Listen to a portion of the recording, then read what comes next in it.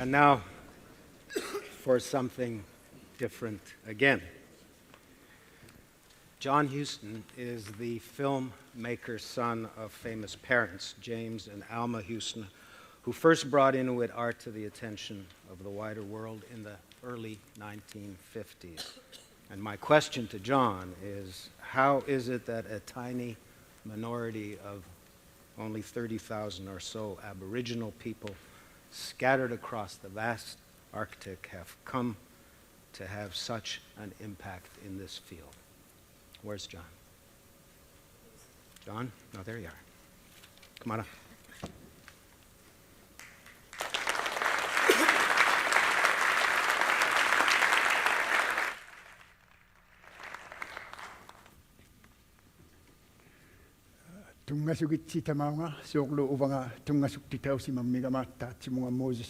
Thank you very much. Welcome everyone here, just as I have been made so welcome by Moses. A little bit of Inuktitut. I was privileged to grow up on the southwestern tip of Baffin Island, and kind of a witness to that whole explosion, which the world now knows as Inuit art. It started off very humbly and very quietly with some people who were just trying to express themselves.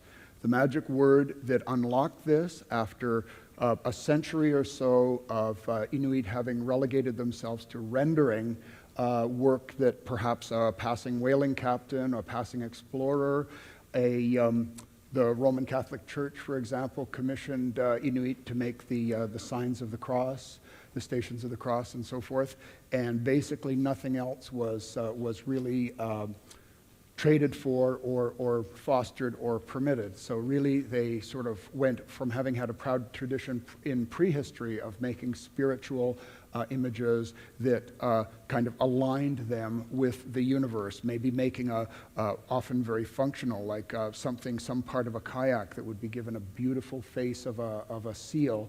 And so it was like a poem, like in the carving of the seal, the artist would align himself or herself with the spirit of the seal, which they felt would make the seal smile upon them and perhaps give itself to them. So thousands of years of that, and then moving into this idea of the kind of renderers for hire.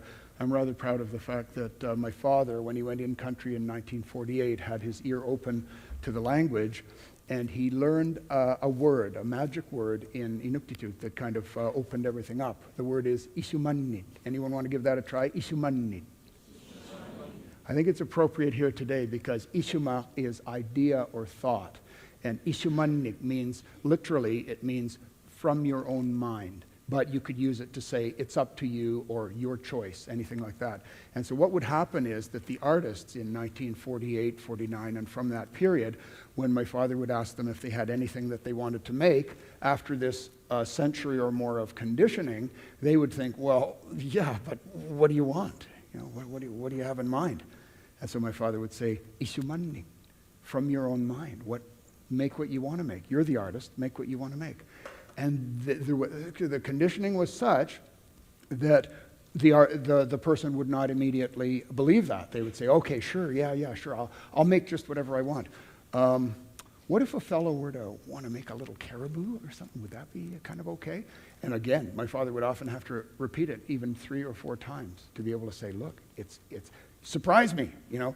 And I think Inuit really did surprise us because people, Henri Matisse, for example, at one point he collected a few pieces of Inuit art, and the late wonderful Charles Gampel, who was his dealer in England, told us, he was a friend of the family and came up to the Arctic and so on, and he reported that Matisse, when first holding a piece of Inuit art in his hands, that he held it and he looked at it, and after a while he said, and in translation of course, he said, but it's not fair. He said, all our lives we strive to strip away all our layers of civilization, all our layers of complication. But for these people, it's just where they live. So I really think that there are some things, there are some ideas, there are some things that somehow Inuit were able to hang on to, and there are things that maybe we could benefit from kind of revisiting. For me, my parents and the Inuit of Cape Dorset, I felt were all sort of heroic in a way, and I was a kind of a little witness to it all, sort of standing in the print shop and watching all of these things happen. And it loomed very large. And then I guess in my life I have tried, it's not over yet, I am trying, to kind of find a whole thing of my own. So I've worked with printmakers and done all those kind of things, but then it turned out to be really the filmmaking. And in terms of the film, why, to kind of go into the filmmaking, there's two kind of quick ideas. I see things to a large degree in visual impressions.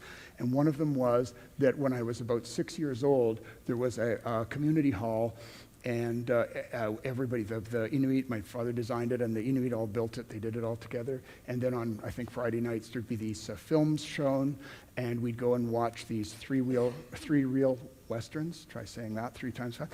And there would be things like High Noon and so forth, and we were watching these and sitting there in the dark. And I had this little quirk even since I was a kid, that while everybody was watching the screen, I'd watch the people watching the screen, and I just saw how their eyes were so open, and it was like they were drinking. They were drinking in what was coming off the screen, and just sort of unmoving and just taking this thing, and such was the power that I do a distinct thought I recall when I was about 6 years old. I thought, I'm going to make films. And one day, I would like to bring them back to my community and to show them, to these people. And it took a long time to kind of do that, but that was one of the thoughts. And part of what would you say, like one's trying to find one's voice, whether you're trying to write, make films, whatever you're trying to do, like you're trying to find a sort of an authentic voice.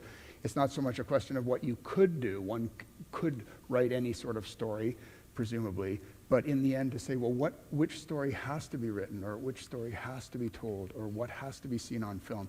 So today, in terms of filmmaking, I now have a company. Well, it's a 51% Inuit-owned company, Drum Song Communications, of which I'm the president. And it's sort of like a little incubator. There are young Inuit producers, filmmakers coming up through that. They are now making projects of their own, as well as apprenticing on mine and that sort of thing. And one of the things that we're trying to do is to go into this world. It turned out we worked together on a film called Kivio, and Kivio is this ancient hero. It's really it's almost like Inuit have their own kind of secret, like Genesis kind of story, which was suppressed by the missionaries. They were never supposed to tell it. The people who are elders now were told, forget this story.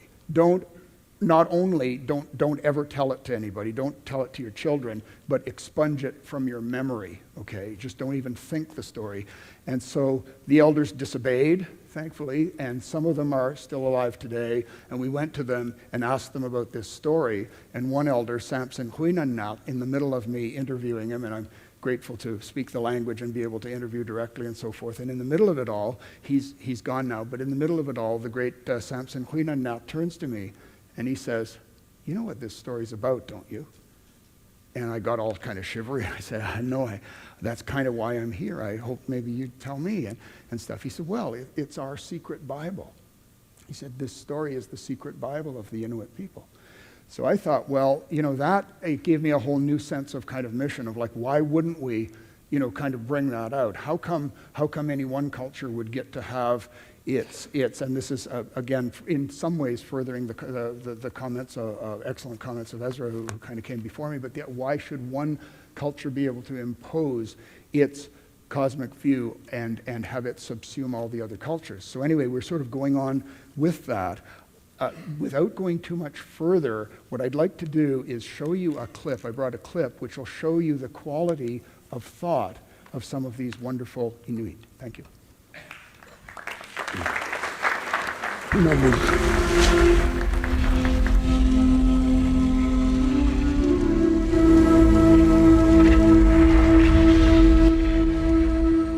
Can animals be spiritual equals and one's daily bread?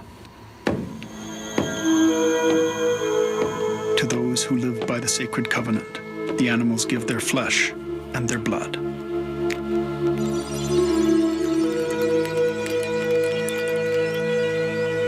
It's the world's original communion.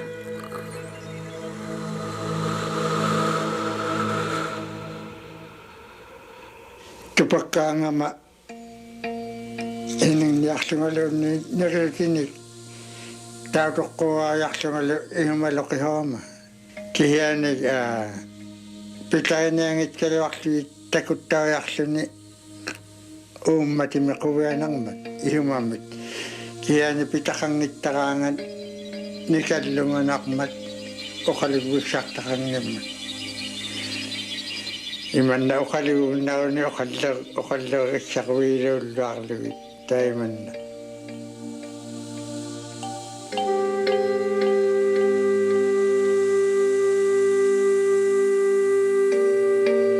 Nirutaqangitpat inuunnangittim uvanga taanna qaunimunaqaluaqatan muuna ahiagut qauriin ayuqtaqata nali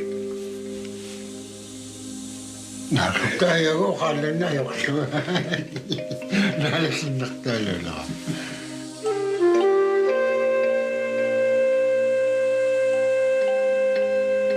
Inumalianga piqqutinga angiluaqtummaarumman Tagbatan ayok nang ipasibunang ilinniaqtun hunamukya ati ito kawiyaw ilang at ukiyaw sibunik siya minunamulumya ng itiarlo amma sila ikpigilo upiyaya kakayakat imakpulo ay manisumay nakpunga tagba.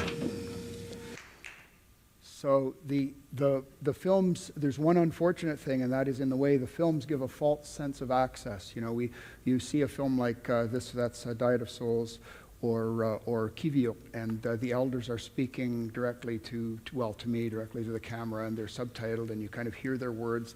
And it's kind of difficult to understand that really it's another act of disobedience for them to just say these things. This is all pre-Christian ideas, the idea that animals are non-human persons and that they have souls and must be respected the way human beings are respected. That's a very old idea. It's not a popular idea. Maybe it's gaining new currency, but certainly the church has been, the Anglican and the Christian church has been very against that and so forth. Something I'm talking with the church about now, actually. But in any case, Inuit comprise 0.1% of Canada's population, sort of 30,000 over 30 million. And it's an interesting fact that Inuit are also responsible for 10% of Canada's export of art to the world. Not native art or not folk art or not, some kind of hyphenated art, just art, our best art that we send out to the world and by which Canada is known, Canada's cultural ambassador through art. Inuit are batting 100 times above their weight in terms of population. So I'd just like to give you that one.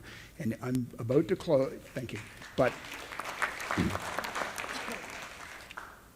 just about to close, but the kind of projects that we're trying to do, there's something, I came up with something, a 2020 project, which is that by the year 2020, the Inuit elders who have managed to keep these stories alive in their minds, and the ones who grew up were born in igloos and sod huts and so forth, that they will most certainly all be gone. So what I'm trying to do is really get the idea of this 2020 project going, that between now and the year 2020, that we'll make this quantum leap to have the elders share these things that we have been saying they shouldn't share. We've been saying that they're shameful, some of these wonderful vast world of ideas.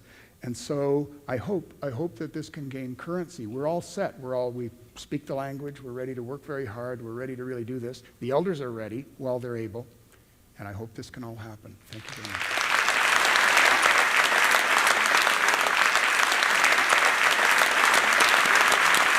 Well done.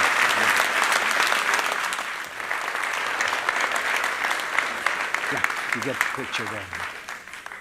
I want to extend my thanks also to Matthew Swan for introducing me to John. Matthew, well done. Appreciate it.